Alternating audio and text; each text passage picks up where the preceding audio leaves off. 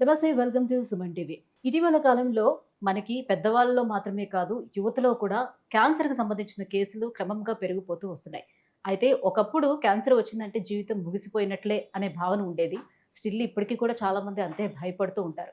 అయితే ప్రస్తుతం వచ్చినటువంటి ఆధునిక చికిత్సా పద్ధతులతో ఈ క్యాన్సర్‌ను ఎంతవరకు కంప్లీట్‌గా నయం చేసుకునే అవకాశం ఉంటుంది? ఈ 2026లోని క్యాన్సర్‌కి సంబంధించి చికిత్సా విధానంలోని ఎటువంటి మార్పులు చోటు చేసుకున్నాయి? ఈ విషయాలన్నీ డిస్కస్ చేసేద్దాం. మనతో పాటు ఉన్నారు రేడియో ఆంకాలజిస్ట్ డాక్టర్ ప్రశాంత్ గారు. Hello hello sir. అండి. క్యాన్సర్ అనే పదం వింటేనే అందరికీ వెన్నులో వణుకనేది పుట్టుకొస్తది. ఎంత చికిత్సా పద్ధతులు మనకు అందుబాటులో ఉన్నప్పటికీ కూడా, ఆ భయం అనేది అందరిలో అలాగే ఉండిపోయిందని చెప్పుకోవచ్చు. సో, స్టిల్ ఇప్పటికి కూడా మనకి చాలా అత్యాధునికమైనటువంటి చికిత్సా పద్ధతులు అందుబాటులోకి వచ్చిన తర్వాత కూడా, ఇంకా మీ దగ్గరకొచ్చినటువంటి కేసులు ఏవైతే మీరు చూస్తుంటారో, వాళ్ళలో ఆ భయం అలాగే ఉంటుందా? సో, ఎలాంటి మార్పులు ఈ 2026 వరకు చోటు చేసుకుంటూ వచ్చాయి? మంచి క్వెషన్ అడిగారండి. మామూలుగా ఎస్పెషల్లీ భయం ఎవరిలో ఎక్కువ ఉంటదంటే రూరల్ ఏరియాస్ పల్లెటూర్ల నుంచి వస్తారు కదండీ! వాళ్ళలో ఎక్కువ భయం ఉంటుందనమాట. Not urban. ఎందుకంటే వాళ్ళు జీవితంలో అంటే వాళ్ళకి తెలిసిన వాళ్ళు ఎవరో ఒకరు క్యాన్సర్ ట్రీట్మెంట్స్ అనేది తీసుకొని ఉంటారు. హ్మ్. హ్మ్.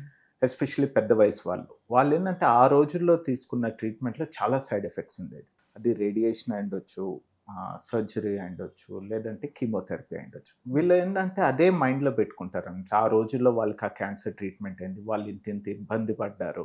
ఇప్పుడు నాకు కూడా అదే ట్రీట్మెంట్ అవుతుంది. నేను కూడా అన్ని కష్టాలు పడాల్సొస్తది అని చాలా మందిలో అదో పెద్ద అపోహ ఉందనమాట. చాలా మందికి తెలియందేంటంటే ఇది అడ్వాన్స్‌మెంట్ చాలా వచ్చిందండి. ఒక సర్జరీయే కాదు. సిస్టమిక్ ట్రీట్మెంట్ కీమోథెరపీలో గానీ, రేడియేషన్‌లో కానీ. ఒకప్పుడు సర్జరీ అనేది ఉన్న భాగం మొత్తం తీసేసేవాళ్ళు. ఇప్పుడు నోటికొచ్చిందనుకోండి, ఆ బుగ్గకొస్తే బుగ్గ, ఎముక మొత్తం తీసేసి ఆహ్, కాస్మెటికల్లీ చాలా అంత మంచి కనిపించేవాళ్ళు కాదనమాట హ్మ్. చూడ్డానికి. హ్మ్. లేదంటే ఇక్కడి నుంచి చర్మం మసిల్ తీసి పెట్టడాలు అయన్నీ ఉండేవి. ఇంకోటి రొమ్ము క్యాన్సర్ వస్తే అంటే కామన్ క్యాన్సర్ ఒకటి. రొమ్ము క్యాన్సర్ రొమ్ము మొత్తం తీసేసేవాళ్ళు. హ్మ్. ఇప్పుడేందంటే అంత ఎక్స్‌టెన్సివ్ సర్జరీస్ అవసరం లేదండి. ఇప్పుడు మంచి మంచి ప్లాస్టిక్ సర్జరీ పద్ధతులొచ్చాయి. ఇప్పుడు నోటి క్యాన్సర్ వాటిలో ఏంటంటే ఫ్రీ ఫ్లాప్స్ అనేది ఉపయోగిస్తారు. సో, అంటే కాస్మెటికల్లీ ఇప్పటికి కూడా అలానే సేమ్ కటింగ్ చేయడం అనేది ఉంటుందా? తీసేసి చికిత్స ఫ్లాప్స్ పద్ధతి అనేది ఫ్రీ ఫ్లాప్స్ అయ్యి ఉంటాయన్నమాట. ఆ రీకన్‌స్ట్రక్షన్ పద్ధతులనేటివి ఉన్నాయి. మంచివొచ్చాయి. అట్లాగే రొమ్ము క్యాన్సర్ వస్తే రొమ్మంతా తీయాల్సిన అవసరం లేదు. ఆ గడ్డ ఉన్న భాగం వరకు తీసి తర్వాత రేడియేషన్ ఇవ్వడం జరుగుతుంది. అట్లాగే కీమోథెరపీస్‌లో కూడా మంచి మంచి డ్రగ్స్ అందుబాటులో వచ్చాయి. కీమోథెరపీ కూడా అవసరం లేదు చాలా మందికి. హ్మ్. టార్గెటెడ్ థెరపీస్ అని, ఇమ్యునోథెరపీస్ అని ఇవ్వడం జరుగుతుంది. వాటిల్లో ఓకే. సైడ్ ఎఫెక్ట్స్ చాలా తక్కువ ఉంటుందన్నమాట. హ్మ్. అట్లాగే రేడియేషన్ పద్ధతుల్లో చాలా వరకు ఇప్పటికీ పల్లెటూళ్ళలో కరెంట్ పెట్టారంటారనమాట. కరెంట్ అంటే ఏదో షాక్ కొడుతుంది. లేదంటే బర్న్ అంటే కాలుస్తాము చర్మం అనే పెద్ద అపోహ ఉంది ఇప్పటికి.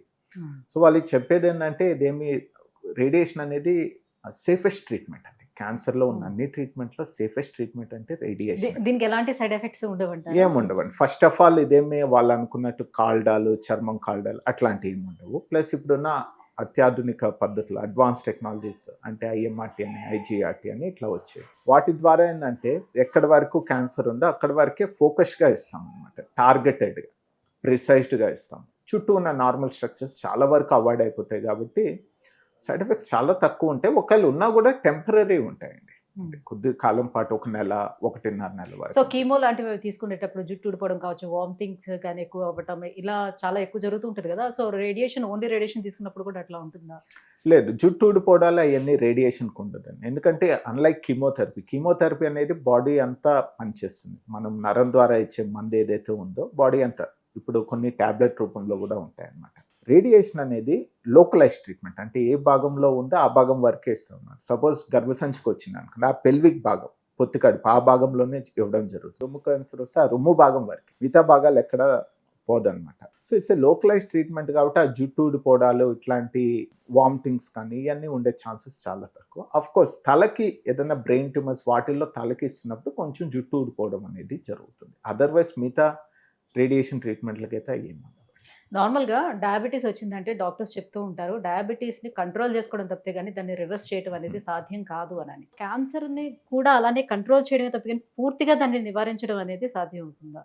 క్యూర్ అయ్యే ఛాన్సెస్ ఉంటాయండి. చాలా క్యాన్సర్‌లు ఇప్పుడు క్యూరబుల్ ఉన్నాయి. ఇప్పుడేంటంటే ఒకటేంటంటే మనము ఎర్లీగా డిటెక్ట్ చేయాలన్నమాట. మామూలుగా అందరికి తెలిసిందే క్యాన్సర్‌లో 4 దశలుంటాయి. 1, 2, 3, 4 అని. ఒకటి గాని, రెండో దశలో గాని మనం గాని పట్టినట్లయితే అంటే డయాగ్నోస్ చేసినట్లయితే మనకి క్యూర్ అయ్యే ఛాన్సెస్ బావుంటదండి.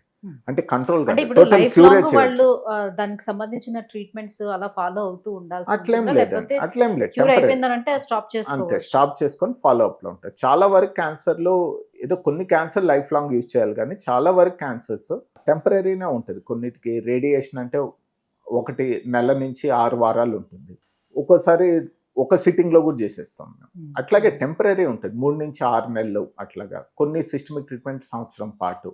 So it depends, but once ఆ ట్రీట్మెంట్ అయ్యాక వాళ్ళు ఫాలో అప్ లో ఉంటారు. అంటే జీవితకాలం అది ఆ మందులు వాడాల్సిన అవసరం ఏమి. సో మనకి గతంలో అయితే క్యాన్సర్ అంటే కేవలం ఒక బ్లడ్ క్యాన్సర్ మాత్రమే తెలుసు, అది సినిమాల ద్వారా అవును. మాత్రమే తెలుస్తూ ఉండేది. సో బాడీలో ఉన్న అన్ని అవయవాలకి వస్తుందా అనే అవగాహన కూడా ఎవరికి పెద్దగా ఉండేది కాదు. కానీ నవ్ డేస్ చూసుకుంటే క్యాన్సర్ అనే మాట చాలా ఎక్కువగా వినిపిస్తుంది, అండ్ మోర్ ఓవర్ యువతలో కూడా బాగా ఎక్కువ పెరిగిపోతుంది. ఎందుకు, దీనికి రీజన్స్ ఏంటి, ఏం చేస్తున్నాం మనం మిస్టేక్స్? డెఫినెట్ గా యూత్ లో పెరిగిందండి. ఆల్మోస్ట్ 25% వరకు యూత్ లోనే కనిపిస్తుంది. అంటే లెస్ దెన్ 40 years అనుకోవచ్చు మనము.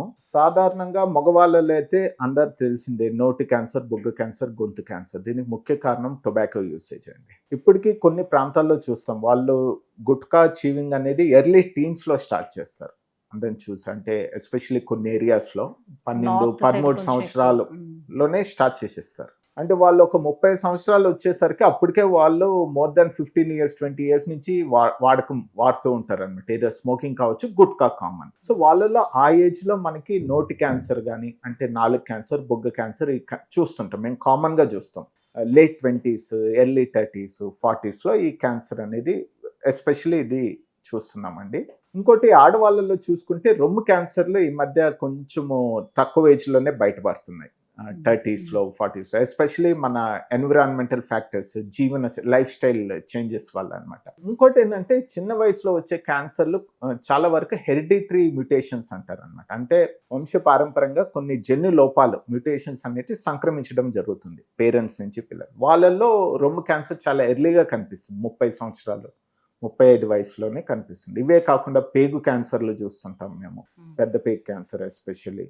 సో ఇట్లా రకరకాల క్యాన్సర్లు. ఒకటి మన బ్యాడ్ హ్యాబిట్స్, టొబాకో యూసేజ్ వల్ల హెడ్ అండ్ నెక్ క్యాన్సర్స్ కనిపిస్తాయి. కొన్ని హెరిడిటరీ సిచ్యువేషన్స్, కండిషన్స్ వల్ల, ఆ మ్యూటేషన్స్ వల్ల రొమ్ము క్యాన్సర్, ఓవేరియన్ క్యాన్సర్ అంటే అండాశయ క్యాన్సర్ కానీ, పెద్ద పేగు క్యాన్సర్ కానీ, ఇవన్నీ మనం చిన్న వయసులోనే చూస్తామండి. ఇంకోటి బ్లడ్ క్యాన్సర్ అనేది చిన్న పిల్లల్లో కూడా చూస్తాం. అంటే లెస్ దెన్ 10 years, ఏ వయసు వాళ్ళకి కూడా బ్లడ్ క్యాన్సర్ రావచ్చు. దానికి రకరకాల కారణాలు ఉంటాయి. అది ఇది అని చెప్పడం కష్టం అనమాట. చిన్న ఓవరాల్ ఇన్సిడెన్స్ చూసుకుంటే మటుకు బికాస్ ఆఫ్ మన అలవాట్లు ఏదైతే ఉందో, జీవన శైలి, అంటే ఒబేసిటీ పెరుగుతుంది, జంక్ ఫుడ్ తీసుకుంటున్నాం, ఎక్కువ సెడెంటరీ లైఫ్ స్టైల్ ఉంటుంది, అంటే మూమెంట్ అనేది లేదు, ఎక్సర్సైజ్ అనేది తగ్గింది. సో ఇట్లా రకరకాల కారణాల చేత ఒబేసిటీ వల్ల దానికి సంబంధించిన క్యాన్సర్లు కూడా చిన్న వయసులోనే కనిపిస్తుంటాయి. But thank you sir. So యూత్లోనే ఎక్కువగా క్యాన్సర్లు పెరగడానికి కారణాలు, ఎలాంటి క్యాన్సర్లు రావచ్చు, అండ్ ప్రజెంట్ మనకు అందుబాటులో ఉన్నటువంటి అత్యాధునికమైనటువంటి చికిత్సా పద్ధతుల గురించి కూడా ఎక్స్ప్లెయిన్ చేసినందుకు thank you so much. Thank you.